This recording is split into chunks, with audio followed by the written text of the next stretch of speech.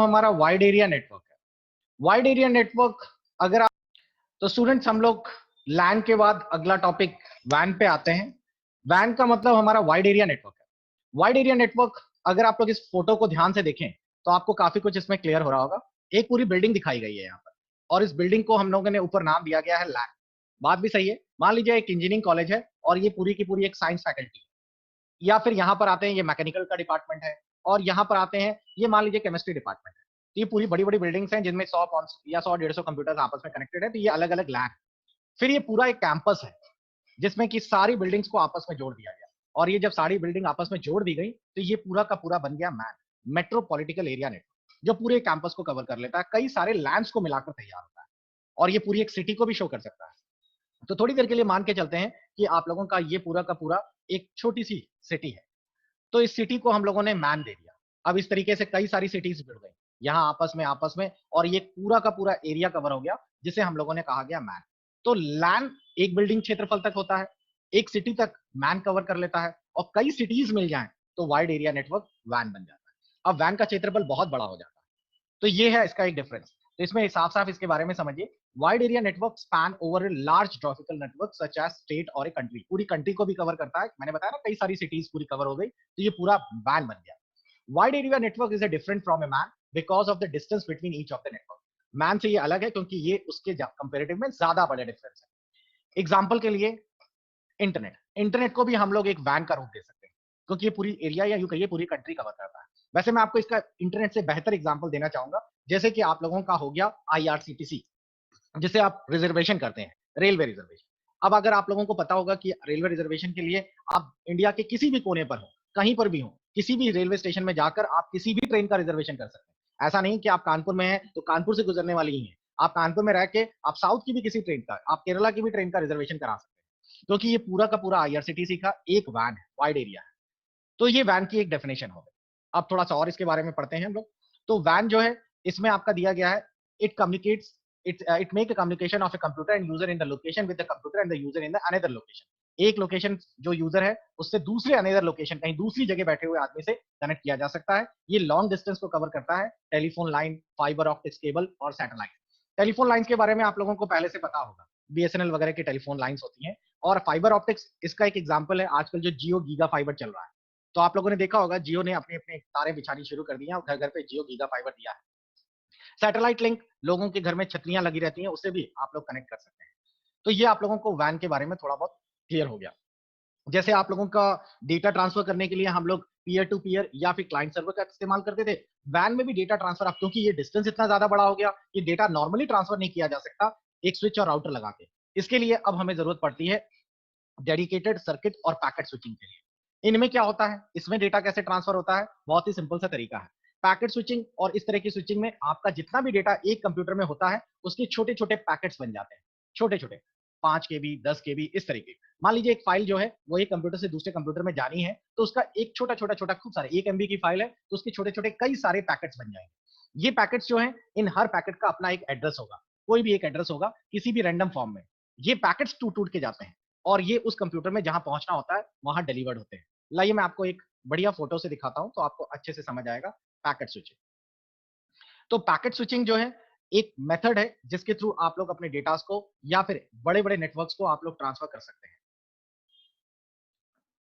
देखिए ये है पैकेट स्विचिंग का एक सिंपल सा एग्जांपल, ये रहा। अब एक कंप्यूटर है जिसको हम लोग PC1 कहते हैं, और ये कंप्यूटर है जिसको हम P2 कहते हैं। ये बहुत दूर दूर है क्योंकि ये वैन के पार्ट है।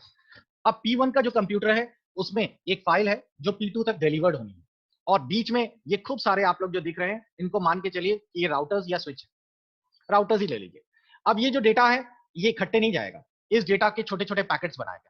एक पैकेट इस रास्ते से होके जा रहा है, दूसरा पैकेट दूसरे रास्ते से, तीसरा पैकेट किसी और रास्ते से, और यहां पर पहुंचने के पहले सारा का सारा डेटा सिंक हो गया, यानी कि फिर से एक कॉमन फाइल में तैयार हो गया, बदल गया, और यहां जाके वो फिर से पूरी की पूरी फाइल डिलीवर्ड। तो इससे फायदा क्या होता है, इससे फायदा पैकेट करने का ये रहता है कि इसी बीच दूसरे कंप्यूटर्स का डेटा जो जा रहा होता है उनका भी काम चलता रहता है। मान लीजिए आप कहते हैं कि हम पैकेट में क्यों भेजें, हम पूरी पूरी फाइल एक साथ पहुंच जाते, फिर से तोड़ो फिर से जोड़ो, कितना काम बढ़ गया। बात सही है, लेकिन इसके लिए इस वाले सर्किट को आप ध्यान दीजिए। ये पहले का है जिसे हम सर्किट स्विचिंग कहते हैं। सर्किट स्विचिंग में भी डेटा ट्रांसफर हो रहा है, लेकिन इसका क्या सीन है? इसका ये सीन है कि इस कंप्यूटर से उस कंप्यूटर में जब डेटा जाता है तो पूरा डेटा एक साथ जाता है। एक बार कनेक्टिविटी बना ली, जैसे कि आप लोग अपने फ्रेंड को फोन करते हैं, ये आपका फोन M1 है और ये M2। M1 ने फोन कनेक्शन किया M2 से, तो एक बार कनेक्शन बन गया। अब इस बीच M1 जितना भी बात करेगा, जो भी डेटा जाएगा वो M2 तक लगातार डिलीवर हो रहा है। अगर M3 वाला बंदा M2 से डेटा भेजना चाहता है तो वो नहीं भेज पाए, क्योंकि M2 बिजी है इस समय M1 में। तो ये एक ड्रॉबैक होता है। तो इसको हम लोग, ड्रॉबैक का मतलब है अब वो सिर्फ M2 M1 से ही कनेक्टेड है। जब तक कि ये कनेक्शन टूट ना जाए या बंद ना हो जाए तब तक M3 उससे जुड़ नहीं पाएगा। जबकि पैकेट स्विचिंग में ऐसा नहीं होता। पैकेट स्विचिंग में जब डेटा ट्रांसफर होता है तो वो डेटा M1 का भी यहाँ पहुंच रहा है इसके पास, और इसी बीच M3 वाला कंप्यूटर है उसका भी डेटा अलग अलग सिग्नल से इसके पास टूटता टाटता अलग अलग जगह से रिसीव हो रहा है। तो मेरे ख्याल से आपको समझ आ गया होगा पैकेट स्विचिंग टेक्निक कैसे काम करती है। तो ये है वाइड एरिया नेटवर्क के फायदे। तो आई थिंक आप लोगों को लैन, वैन इनके बारे में एक ठीक ठाक नॉलेज हो गई होगी। इसी बीच विकास का एक क्वेश्चन आ गया। विकास बताइए क्या सवाल है? सर, इंडोनेट भारत में एक वैन का उदाहरण है, कैसे? फिर से पूछिए क्या सवाल है? इंडोनेट भारत में एक वैन का एग्जाम्पल है, कैसे? ये सर कैसे सिस्टम इसका कवर करता है? इंडोनेट क्या है पहले तो मेरे को ये बताइए, इसके बारे में मेरे को आइडिया नहीं है। इंडोनेट सीएमसी द्वारा विकसित इंडोनेट भारत में एक वैन का एग्जाम्पल है। सीएमसी मतलब कंप्यूटर मेंटेनेंस कॉर्पोरेशन। ओके, ये इंडोनेट के बारे में आ रहा है। Basu and Saxena data networking as a engineer by CMC limited, इसी के बारे में पूछ रहे हैं आपका? या सर, जी सर, जी सर। ओके, तो एक्चुअली ये इंडोनेट, जहां तक मैं इतनी जल्दी पढ़ पा रहा हूँ, ये कोई ऑर्गेनाइजेशन है जो कि अलग अलग जगह पर आप लोगों का सीएमसी सर्विसेज प्रोवाइड कर रही है। तो होता क्या, आप जैसे एयरटेल ले लीजिए या आइडिया ले लीजिए, वोडाफोन ले लीजिए, ये सारी ऐसी ऐसी कंपनीज हैं जो कि पूरे ऑल ओवर इंडिया में अपना सर्विस प्रोवाइड करती हैं। तो जाहिर है कि इनका नेटवर्क अगर इतना बड़ा ना हो, अगर ये लैंड पे काम करें तो जाहिर है कि लैंड का मतलब एक लिमिटेड क्षेत्रफल तक ही तो काम कर पाएंगे। तो जितनी भी बड़ी कंपनीज हैं, सीएमसी सेक्टर्स की जितनी भी कंपनीज होती हैं या कोई भी इस तरह की, अब आज की डेट में अगर हम गीगा फाइबर की बात करें या फिर आप लोगों का दूसरा ले लीजिए वोडाफोन की बात करें, इन सबको तो वैन में काम करना ही पड़ेगा। अगर ये वैन पे काम नहीं करेंगे तो केरला में सर्विस कैसे दे पाएंगे, श्रीनगर में सर्विस कैसे दे पाएंगे? तो आपने एक एग्जाम्पल दे दिया कि वैन का एग्जाम्पल हो गया इंडोनेट नेटवर्क। अब जैसे बीएसएनएल है, तो बीएसएनएल भी तो हमारे यहाँ इंडिया में सर्विसेज प्रोवाइड करता है। अब वो इसी तरीके से आपका जियो गीगा फाइबर हो गया और इसी तरीके से ये इंडोनेट है। तो इसमें साफ साफ लिखा हुआ है कि ये भी एक नेटवर्क प्रोवाइडर है जो आप लोगों के पूरे ऑल ओवर में सीएमसी सर्विसेज प्रोवाइड करता है। तो इसमें कोई मतलब आपने एक एग्जाम्पल के रूप में उसे पूछ लिया, तो बात तो वही होगी कि हाँ, ये एक सर्विस प्रोवाइडर है जो एक वैन के रूप में सभी जगह फैला हुआ है। आप लोग समझ रहे होंगे, बहुत सारी कंपनीज है। बहुत सारी कंपनीज का मतलब है आप लोग अगर गिनने बैठे तो कितनी सारी कंपनीज है जिनके हर जगह वैन के थ्रू नेटवर्क जाता है। सारे बैंक्स मान लीजिए, एसबीआई हो गया, आपका आईसीआईसी हो गया, आप लोगों का यस बैंक हो गया, बैंक ऑफ बड़ौदा हो गया, सभी का तो अपना वैन होता है। तभी तो आप लोगों का कहीं से भी तो आप एटीएम का ड्रॉ विड्रॉल ले लेते हैं, किसी भी बैंक में जाके जमा कर देते हैं पैसा। तो ये सभी आपके वैन के एक अच्छे खासे एग्जाम्पल है। आपको बता दें इनका अपना भी एक नेटवर्क चलता है, क्योंकि अगर बैंक में जो सर्विस प्रोवाइडर है, अगर बैंक का नेटवर्क बंद भी हो गया तो उनके पास एक सैटेलाइट कनेक्टिविटी दी रहती है, जिससे वो अपना लैंड के थ्रू डेटा या अपने लैंड के थ्रू कनेक्टिविटी चलाते रहते हैं। आगे बढ़ते हैं बच्चों, नेक्स्ट टॉपिक है हमारा नोड। जानिए नोड क्या होता है, किस तरीके से काम करता है। नोड इज अ सिस्टम और a device connected to the computer network. अगर आपके पास एक बड़ा सा नेटवर्क है और उस नेटवर्क में बहुत सारे कंप्यूटर्स लगे हुए हैं, तो ये सारे कंप्यूटर्स जो आपस में लगे हुए हैं, इन्हीं को हम लोग नाम देते हैं नोड, NODE। तो नोड हम लोग हैं। एग्जाम्पल के रूप में पीसी, पीडीए, ये एक बार पूछ लिया गया था फुल फॉर्म में, पर्सनल डिजिटल असिस्टेंट, सेलफोन्स, ये सब क्या है, नोड के एग्जाम्पल है। हम लोग कंप्यूटर से जुड़ते हैं, जैसे मैंने आपको बताया, हर डिवाइस जो नेटवर्क से जुड़ता है उसका अपना एक आईपी एड्रेस होता है, उसका एक अपना मैक एड्रेस भी होता है। मैक एड्रेस क्या होता है, इसके बारे में भी थोड़ी सी बात कर ली जाए। आप अपने कंप्यूटर का या अपने मोबाइल की बात करें तो हर मोबाइल में या हर कंप्यूटर्स में आपके दो एड्रेसेस होंगे, उससे आप पहचान सकते हैं उसको। एक तो होता है आईपी एड्रेस जो मैंने अभी आपको दिखाया, लेकिन आईपी एड्रेस में एक प्रॉब्लम ये होती है कि आईपी एड्रेस को हम जब चाहे चेंज कर सकते हैं। जैसे मेरे को लोकल आईपी एड्रेस अपना डिजाइन करना है, ये भी देख लीजिए, ये आप लोगों के आईसीटी के सिलेबस में अच्छा खासा है कि आईपी एड्रेसेस कैसे सेट करते हैं। तो आप सबसे पहले स्टार्ट के अंदर कंट्रोल पैनल खोलिए। ये कंट्रोल पैनल खुल गया। इस कंट्रोल पैनल में अगर आप लोग गौर से देखें तो इसमें आपको सारी सेटिंग्स मिलती है। इसी में जाइएगा, यहाँ पर आपको मिलेगा नेटवर्क एंड शेयरिंग सेंटर्स, इसमें चलेगा। आपको नेटवर्क एंड शेयरिंग सेंटर्स में यहाँ मिलेगा आपको change adapter settings, change adapter settings में चले गए। आपके कंप्यूटर में जितने भी नेटवर्क लगे हैं उनके नाम आएंगे। अब मेरे यहाँ इंटरनेट चल रहा है तो ये नेटवर्क उसका लगा हुआ है। मेरे यहाँ लैन है, लैन अभी बंद है क्योंकि इंस्टीट्यूट बंद चल रहा है, वरना ये भी कनेक्शन क्रॉस ना होकर टिक लगा होता। अगर आपका वाईफाई या ब्लूटूथ है तो उसके भी नेटवर्क दिखाता। अब आप इस पर राइट क्लिक करके प्रॉपर्टीज पे चले जाए। प्रॉपर्टीज में चले गए, यहां पर आपसे पूछेगा आपको कौन सी आईपी सेट करनी है, IPv4 या IPv6। हमने IPv4 ले लिया और जैसे ही हमने IPv4 पे क्लिक किया, कहां चला गया, ये रहा, IPv4 पे क्लिक किया तो देखिए ये आईपी एड्रेस सेट करने की स्क्रीन आ गई। तो ये आईपी एड्रेस मैं यहाँ पे सेट कर सकता हूँ। तो इसको मैं अपने हिसाब से कस्टमाइज कर सकता हूँ आईपी एड्रेस, और ये हर कंप्यूटर का अलग अलग होना भी चाहिए। तो ये एक अच्छा खासा क्वेश्चन बनता है, आईपी एड्रेस कैसे सेट करते हैं, आईपी एड्रेस होता क्या है, तो आपको क्लियर हो गया। लेकिन तो हमें इसे ट्रेस कैसे करेंगे? मैंने यहाँ पे आईपी एड्रेस सेट किया 10, दूसरे वाले कंप्यूटर में, एक मेरी लैब में दूसरा कंप्यूटर है उसके अंदर आईपी एड्रेस सेट किया 12, तीसरा कंप्यूटर है उसके आईपी एड्रेस सेट किया 13। लेकिन एक प्रॉब्लम ये होती है कि इसको कोई भी चेंज कर सकता है, जैसे आपने सीख लिया वैसा कोई भी चेंज कर लेगा। तो मुझे कैसे पता चलेगा कि कौन से एड्रेस से क्या डेटा आ रहा है? तो हर एक डिवाइस का आईपी एड्रेस के साथ साथ उसका एक मैक एड्रेस भी होता है, मीडिया एक्सेस कंट्रोल एड्रेस, और ये उसका मशीन एड्रेस कहलाता है, जिसे चिप के फॉर्म में पहले से इनबिल्ड होता है, आप उसे नहीं बदल सकते।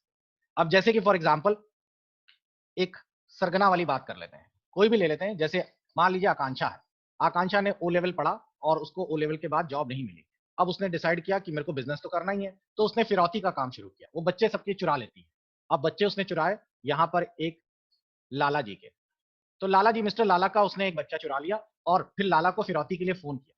अब उसने पिक्चरें देखी हुई थी, तो लाला को फोन किया और कहा लाला तुम्हारा बच्चा मैंने चुरा लिया है और 20,000 रुपए अपना देने आना है तुम्हें लाल किला की, और मतलब लाल किला में कालीबाड़ी के पीछे। अब लाला ने पुलिस को कंप्लेन कर दी कि भैया आकांक्षा ने फोन किया। अब उसको आकांक्षा तो पता नहीं, उसने कहा इस नंबर से फोन आया। पुलिस कैसे चेक करेगी? पुलिस फोन को चेक करेगी, लेकिन आकांक्षा स्मार्ट, उसने तुरंत सिम बदल दी, यहाँ से उसने तुरंत दूसरी सिम लगा दी, पहले आइडिया चलाया फिर वोडाफोन लगा दी, फिर फोन किया, कहा लाला तुम माने नहीं, अब जाओ, अब तुम्हें 20 की जगह 30,000 रुपए फिरौती देनी पड़ेगी। अब प्रॉब्लम ये है कि पुलिस जो है वो सिम चेंज होने से आईपी तो चेंज हो गई, लेकिन ये जो डिवाइस है इसका मैक एड्रेस नहीं चेंज हुआ। मैक तो वही रहा, मशीन का जो एड्रेस होता है। तो अब इस केस में पुलिस क्या करेगी? वो सिम को तो ट्रेस करेगी करेगी, प्लस मैक से पकड़ लेगी। तो जो भी डेटा नेटवर्क में जाता है, आईपी एड्रेस भी जाता है उसके साथ साथ, और उसका मैक एड्रेस भी जाता है। तो उससे पता चल जाएगा कि ये फोन कहां पर एक्टिव है। तो कुल मिला के इससे हमें ये शिक्षा मिलती है कि कभी फिरौती की किसी से भी मतलब वसूली करिए तो आप सिम के साथ साथ फोन भी चेंज करिए, नया फोन लेकर फिर करिए, तो ये काम चलता रहेगा, फिर पकड़ने में दिक्कत होगी। खैर, तो नोड का मतलब आपको समझ आ गया और मैक एड्रेसेस का मतलब भी समझ आ गया। अब इसी में दूसरे कंप्यूटर्स होते हैं जिनको हम लोग कहते हैं होस्ट। होस्ट क्या होते हैं? इसी बीच एक सवाल भी है रमेश का। रमेश बताइए क्या सवाल है? सर जैसे फोन मान लीजिए ना चेंज करना हो और उसका मैक एड्रेस चेंज करना हो तो कैसे होगा सर? डिवाइसेस का मैक एड्रेस नहीं चेंज हो सकता। आज से पहले आप लोगों को पता होगा कि बहुत सारे पहले आपके पास जो फोन आते थे उनका आईएमई नंबर नहीं हुआ करता था, बहुत साल पहले।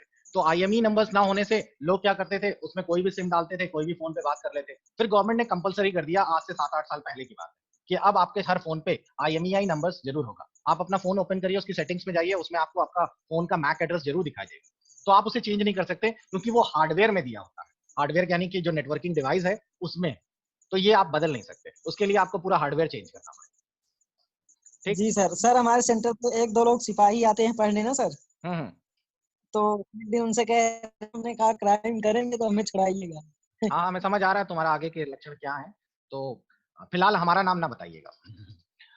होस्ट, होस्ट क्या है? जब कभी आप लोग नेटवर्क में जुड़ते हैं तो आपको पता है नेटवर्क में कितने सारे, आप लोगों को ये सारे के सारे जितने भी डिवाइसेस हैं या जितने भी कंप्यूटर्स हैं जो कि आप लोगों से सेवाएं ले रहे हैं, तो आपको ये तो पता चल गया ये नोड है। लेकिन जो ये सेवाएं प्रोवाइड कर रहा है इन सबको, जो मेन कंप्यूटर है जिनसे ये सेवाएं सबको बांटी जा रही हैं, इसी को हम लोग नाम देते हैं होस्ट। तो होस्ट एक तरह से मदर कंप्यूटर हो गया।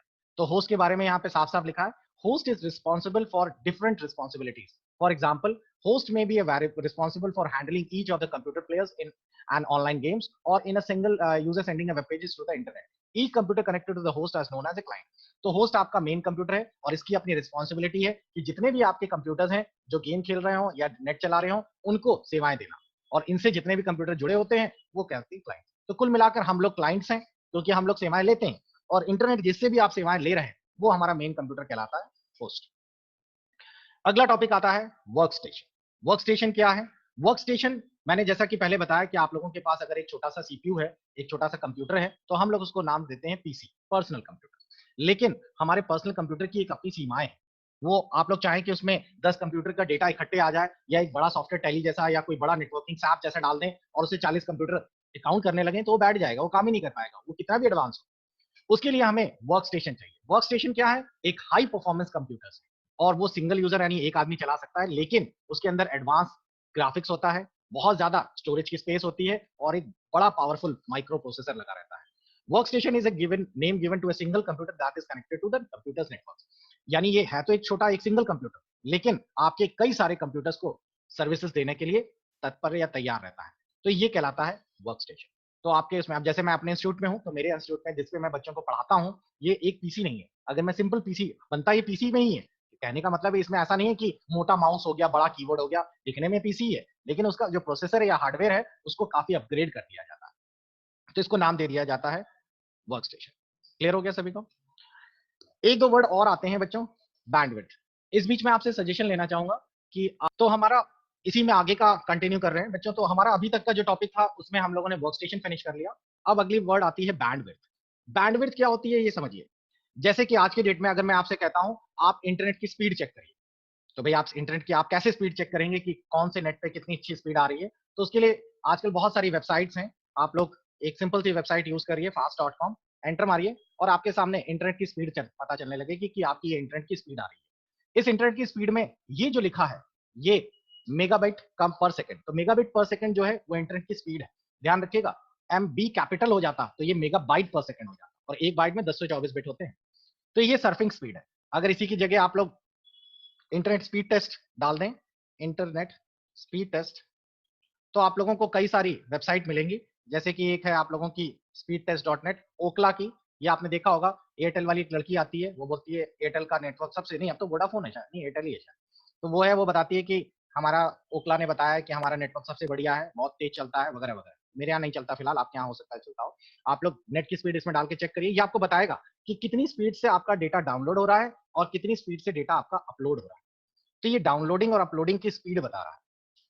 तो बेसिकली ये स्पीड क्या है? डेटा के आने और जाने की स्पीड, यही तो है आपकी स्पीड। डेटा कितनी तेजी से आपके कंप्यूटर में आ रहा है। देखिए डाउनलोडिंग में मेरे को दिखा रहा है 8.7 MPBS और अपलोडिंग में दिखा रहा है लगभग 15 MPBS के आसपास। आप लोग भी अपनी अपनी स्पीड चेक करिए। अगर आपकी स्पीड 5 या 6 MPBS से अच्छी है तो आपके एक ठीक ठाक नेटवर्क आप चला रहे हैं। और अगर आप लोग गीगा फाइबर पे चले जाएंगे तो उन्होंने क्लेम किया है 100 MPBS। 100 MPBS का मतलब है, उनकी मैंने स्पीड चेक की है, 60 से 70 MPBS तो रहती ही रहती है। तो बैंडविड्थ क्या होती है? बैंडविड्थ का मतलब होता है एक जगह से दूसरी जगह जब डेटा जाता है, उस डेटा को जाने की रफ्तार या टाइम, या फिर यूं कह लीजिए एक प्रकार से स्पीड। अब मैं इसको थोड़ा सा ग्राफिकल समझाना चाहूंगा क्योंकि ये इलेक्ट्रॉनिक्स का टॉपिक आ गया। हम सभी को पता है कि आप लोगों को एक ये स्टेशन है, या फिर एक मान के चलिए कि एक सैटेलाइट है। ये आप लोगों की छतरी हो गई जो आप लोगों ने यहां पर कानपुर में लगा रखी है, और ये है उपग्रह दूर कहीं पे, और ये है हमारा रिसीविंग स्टेशन जो कि है मान लीजिए दिल्ली में। ठीक, अब कानपुर से दिल्ली डेटा भेजा जा रहा है, तो डेटा जाएगा तो भाई केबल के थ्रू नहीं देकर उन्होंने वायरलेस भेजा। जैसे आप फोन करते हैं तो केबल के थ्रू थोड़ी है, वो तो टावर से टावर्स और कहीं कहीं पे होता है। तो ये इस तरीके से डाइवर्ट हुआ और यहाँ रिसीव हुआ। अब अगर आप गौर करें तो मैं यहाँ पर इस समय यूज कर रहा हूं आइडिया मोबाइल या आइडिया की सर्विसेज। तो आइडिया ने अपना नेटवर्क फैला रखा। इसी बीच दूसरी कंपनी भी है, उसका भी नेटवर्क चल रहा है। मान लीजिए दूसरी कंपनी के भी टावर्स लगे हैं, थोड़ी देर के लिए मान लेते हैं वोडाफोन, तो वोडाफोन का भी नेटवर्क है, वोडाफोन का भी यही काम हो रहा है। अब ये सारे लोग एक साथ, क्योंकि सैटेलाइट वही है, गवर्नमेंट के पास किसी किसी सैटेलाइट वही है, तो सारे कंपनी जितना भी हैं जो भी नेटवर्क यूज कर रही हैं, सभी कंपनी अपना अपना डेटा भेज रही हैं। अब ये बात सिर्फ मोबाइल पे नहीं लागू होती, ये सभी पे लागू होती है। यानी कि आप लोगों की टेलीविजन नेटवर्क्स, रेडियो नेटवर्क्स जो भी हवा में चलते हैं, सभी का डेटा जाता है, ट्रांसमिट होता है, और गवर्नमेंट का भी है, वो एक सिक्योर नेटवर्क है। तो कैसे पॉसिबल है, कैसे आपस में नेटवर्क एक दूसरे से ना टकराए, इसके लिए ये सारी चीजें कैसे की जाए, उसके लिए गवर्नमेंट क्या करती है, स्पेक्ट्रम की नीलामी करती है। स्पेक्ट्रम, अब मैं आपको इसको फोटो में दिखाता हूं। स्पेक्ट्रम की नीलामी जिसके ऊपर 2G घोटाला हुआ था, 2G स्पेक्ट्रम घोटाला। तो स्पेक्ट्रम की नीलामी जब होती है तो गवर्नमेंट कहती है हर कंपनी से आप लोग आइए, क्योंकि सैटेलाइट तो हर कंपनी नहीं दे सकती है। और ये रहा स्पेक्ट्रम, इसमें आपको समझ आ जाएगा। तो स्पेक्ट्रम में क्या होता है, हर कंपनी गवर्नमेंट के पास जाके नीलामी करती है, नीलामी के लिए बोली लगाती है। उसमें गवर्नमेंट कहती है देखिए हमारी जो सैटेलाइट है वो यहां से, भाई हमारी सैटेलाइट, हर गवर्नमेंट अगर देखें तो radio waves, X rays, ultraviolet, infrared ray, इनमें ये सब नहीं भेज सकती है। उनके पास रेडियो वेव्स का यहां से यहां तक का डेटा है कि 1 आपके सीएम से लेकर 100 मीटर तक के बीच में ही आपका डेटा जाएगा। अब इसी में सारी कंपनियों को डेटा प्रोवाइड करना है, तो वो नीलामी करना शुरू करती है। तो मान लीजिए वोडाफोन वाले पहुंचे, उन्होंने कहा कि हमें 100 लैम्डा चाहिए। आपको पता होगा वेवलेंथ जो है वो लैम्डा में नापी जाती है। उन्होंने कहा, दूसरे पहुंचे मान लीजिए कि स्टार टीवी वाले, उन्होंने कहा कि भाई हमारे यहाँ 3-4 चैनल है, हमें आप 100 से लेके 250 लैम्डा तक का स्पेक्ट्रम दे दीजिए, कुल मिला के 150 लैम्डा तक। इसी तरह सबने अपनी अपनी बोली लगाई, जिसकी बोली ज्यादा है उसको वेवलेंथ प्रोवाइड करती है। अब वो अपना प्रसारण इसी के द्वारा करना शुरू करें। गवर्नमेंट के पास अपना भी प्रसारण के लिए वो दूरदर्शन है, गवर्नमेंट सिक्योरिटीज के लिए उन्होंने अपना अलग कर रखा, नहीं तो गवर्नमेंट सिक्योरिटी वाले भी डेटा नॉर्मल से भेजे तो हैक हो जाएगा। तो ये प्रसारण जो भेजा जाता है इसके लिए बोली लगती है। और अब आपकी जितना भी डेटा होगा, जितनी भी चीजें होंगी, वो आप लोगों के सिग्नल्स के फॉर्म में जनरेट होती है। अब भाई हवा में जाएगा क्या? हवा में जो आपका डेटा जाता है, जो एयर ट्रांसमिशन होता है, वो 1010 में नहीं जा सकता। 1010 तो आपके डिजिटल सिग्नल्स हैं। तो जो एयर ट्रांसमिशन होता है, हवा में जो डेटा जाता है, वो आपका साइन वेव्स के फॉर्म में ही जाएगा। लेकिन प्रॉब्लम ये है कि ये साइन वेव्स थोड़ी दूर तक तो सही चलेंगी, उसके बाद इनमें घर्षण होने के कारण ये धीरे धीरे कम हो जाएगा। आप इसको इस तरह समझिए कि अगर आप लोग यहाँ मेरे घर से मैं चिल्लाना शुरू करता हूँ तो मेरे आसपास के मोहल्ले में तो बहुत तेजी से आवाज सुनाई देगी, लेकिन अगर मैं यहाँ से 1.5 किलोमीटर दूर जो आदमी खड़ा हुआ है उसको मेरी आवाज नहीं सुनाई देगी, क्योंकि साउंड वेव यहाँ जाते जाते खत्म हो। तो मैं चाहता हूं कि ये दूर तक सुनाई दे। इसके लिए क्या करते हैं? इसके लिए होता यह है कि जहां से डेटा भेजा जा रहा है और जहां डेटा रिसीव होना है, इसमें एक अलग से हाई फ्रीक्वेंसी वेव भेजी जाती है, जिसको हम लोग कैरियर वेव कहते हैं। कैरियर वेव में बहुत ज्यादा हाई फ्रीक्वेंसी आवृत्ति होती है। जैसे करंट हो गया, आपका करंट की देख रहे होंगे 50 मेगा हर्ट्ज के साइकिल्स होती है, और इसी में आपका सिग्नल भी ऐड कर दिया जाता है। जो भी आपका साउंड वेव्स है इसी के साथ ऐड किया जाता है। इन दोनों सिग्नलों को मिलाने को ही कहते हैं मॉड्यूलेशन। मॉड्यूलेशन का मतलब है कैरियर वेव्स के साथ अपने सिग्नल को जोड़ दो, मर्ज कर दो। और ये कैरियर वेव कम नहीं होती, ये उसी सिग्नल स्ट्रेंथ पे चलती हैं। तो जब रिसीवर के पास पहुंचती हैं कैरियर वेव्स, तो कैरियर वेव्स को अलग और सिग्नल को अलग कर लिया जाता है, और इस प्रक्रिया को कहते हैं डीमॉड्यूलेशन। क्लियर? आपने मॉडम नाम सुना होगा। मॉडम जो है उसका पूरा नाम यही होता है, मॉड्यूलेशन एंड डीमॉड्यूलेशन। मॉड्यूलेशन का मतलब है आपके कंप्यूटर से जो वेव्स या डेटा है उसको कैरियर वेव के साथ जोड़ने का काम करता है, और जहां पर चाहिए, जहां पे डेटा डिलीवर करना है, वहां पर पहुंचाते समय डीमॉड्यूलेट करके डेटा को अलग कर देता है। अब इन सब के लिए बैंडविड्थ जिम्मेदार है। तो बैंडविड्थ जितनी ज्यादा होगी आपके पास, उतना ज्यादा डेटा भेजा जा सकेगा। बैंडविड्थ जितनी नैरो या जितनी छोटी होगी, उतना कम स्पीड में डेटा जाएगा। अब अगर आप लोग समझ लीजिए, जैसे थोड़े दिन पहले आप लोगों ने देखा होगा, एक यूनिनार करके एक कंपनी चलती थी। तो यूनिनार के पास 2G ही स्पेक्ट्रम हुआ करता था, उनके पास 3G कभी आया ही नहीं, उनको बोली में 2G ही मिला। तो उनकी छोटी सी नैरो, आज की डेट में भी आप लोग देखिए, आप आइडिया का सिम लाइए, आप 4G का रिचार्ज कराइए, क्या मजाल आपको 4G की स्पीड मिल जाए? उनका स्पेक्ट्रम ही इतना छोटा है, ऊपर से वोडाफोन के साथ मिक्स हो गई है कंपनी, कि वो चाहकर भी इतनी स्पीड से डेटा नहीं भेज सकता, क्योंकि डेटा भेजने के लिए जो उनको बैंडविड्थ मिली है वो उसी तक जा पाएगी, उससे ज्यादा बैंडविड्थ का डेटा जाएगा ही नहीं। और जबकि इसकी जगह आप लोग ले लीजिए रिलायंस को, रिलायंस के पास बहुत बड़ी बैंडविड्थ है, और उन्होंने तो ये एयर वाला काम ही खत्म कर दिया। आप कभी भी देखेंगे बैंडविड्थ का काम इसलिए खत्म कर दिया क्योंकि बैंडविड्थ से उनको बड़ा नुकसान हो रहा था। आपको पता होगा, जो जियो कंपनी आई, जियो कंपनी के पास 2G सिम आए थे, उसके बाद उन्होंने 3G के लिए बोली ही नहीं लगाई, सीधा उन्होंने 4G लॉन्च किया है, सीधा। क्योंकि 3G के लिए जब ये कार्यक्रम चल रहा था, तो सारी कंपनियों ने क्या किया, 3G चलाने के लिए 2G वालों को ही अपग्रेड किया। सारी कंपनियों ने जगह जगह पे टावर लगाए, और टावर से डेटा ट्रांसफर करते थे वो, एक जगह से दूसरी जगह, यहां से डेटा इस टावर में, यहां से डेटा इस टावर में। 2G से 3G आ गया, टावर स्ट्रेंथ बढ़ा दी गई, डेटा तेज गति से जाने लगा। लेकिन 4G नहीं कर सकता टावर, क्योंकि इतनी तेजी से बैंडविड्थ पॉसिबल ही नहीं होती है, डेटा लॉस हो जाएगा, और इतनी ज्यादा हाई फ्रीक्वेंसी कर दें तो आसपास के सारे जीव जंतु मर जाएंगे। जियो ने इस चीज का पहले से भांप लिया था, तो जब लोग 3G चिल्ला रहे थे, वो 2G के बाद उसने कंस्ट्रक्शन सीधा 4G का करना शुरू किया। उन्होंने पूरे देश भर में अंडरग्राउंड तार बिछाने शुरू किए, ऑप्टिकल फाइबर। ऑप्टिकल फाइबर में आप लोगों का बैंडविड्थ जैसा कोई सिस्टम ही नहीं है, वो तो एक सिग्नल के रूप में अंदर तार के अंदर आप लोगों की लाइट के फॉर्म में डेटा जाता रहता है, इसलिए कभी लॉस भी नहीं होता, और ये एक उनको प्लस पॉइंट मिल गया। अब जैसे ही उन्होंने 4G 5G 6G सबके लिए उनके पास तैयार है, अब वो आराम से 6G तक का सिग्नल ट्रांसमिट कर सकते हैं। दूसरी कंपनियों का बंटाघर इसलिए हो गया क्योंकि दूसरी कंपनियां 3G में इतना पैसा लगा चुकी थी वो लोग, कि उतने टावर अब 4G लाती, तो 4G के लिए टावर सारे वेस्ट होने वाले थे। तो इतना ज्यादा इन्वेस्टमेंट हो चुका था उनका कि वो 4G के लिए अगर चेंज करते ब्रॉडबैंड में, तो प्रॉब्लम ये होती कि ये 3G वालों का क्या करते, तो वो सारा डेटा वेस्ट होता, नए सिरे से फिर कंस्ट्रक्शन करते, तब तक तो जियो फाइबर बहुत आगे निकलता। तो ये बड़ा दूरदृष्टि वाला काम था। इसी चक्कर में इनके यहाँ पे जो भी डेटा जाता है, यहाँ तक कि वॉइस कॉलिंग भी जाती है, तो वोल्ट के थ्रू जाती है, यानी कि आपकी वॉइस कॉलिंग भी जो है वो डिजिटल फॉर्मेट में जाती है, अगर आपके घर में जियो टीवी लगी हुई है तो उनके यहाँ टीवी का मतलब आपके घर पे कोई भी टीवी के लिए उन्होंने सेटअप बॉक्स या इस तरह नहीं रखा है, उन्होंने सीधा सीधा आपके घर में इंटरनेट दे दिया है 100 MBPS का और कहा है लीजिए इसी से चलाइए, ये टीवी है। तो आप इंटरनेट के माध्यम से टीवी चलाते हैं जैसे यूट्यूब चलता है।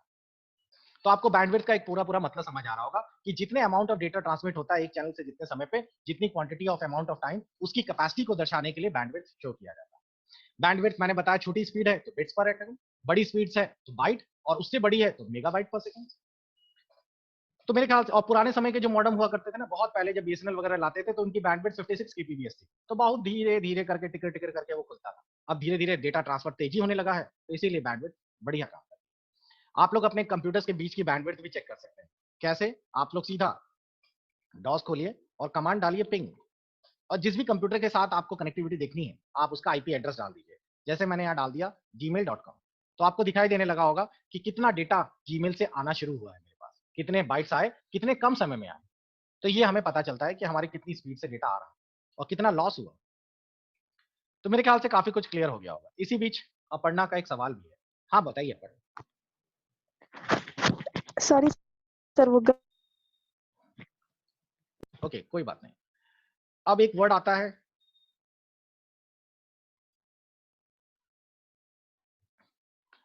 Communication media. समझ लीजिए क्या होता है कम्युनिकेशन मीडिया। इस टॉपिक पर हम लोग डिस्कशन करने जा रहे हैं। ये हमारा अगला टॉपिक है कम्युनिकेशन मीडिया। कम्युनिकेशन मीडिया में हम लोग बात करने जा रहे हैं जिसके अंतर्गत हम लोगों को पढ़ने को मिलेगा विभिन्न प्रकार के नेटवर्क्स किस किस तरह के कम्युनिकेशन का इस्तेमाल करते हैं, यानी कौन कौन सा माध्यम यूज करते हैं। तार का माध्यम तो है लेकिन तार भी कौन कौन से।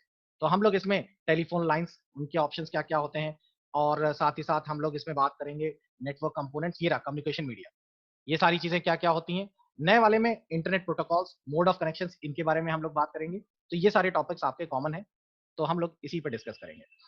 चलिए क्लास को रीस्टार्ट करें, हमारी क्लास का ये टाइम भी फिनिश हो गया। और इसी बीच किसी का कोई क्वेश्चन है तो जरूर अपने क्वेश्चंस पूछ ले ताकि मैं क्लास को रीस्टार्ट कर सकूं।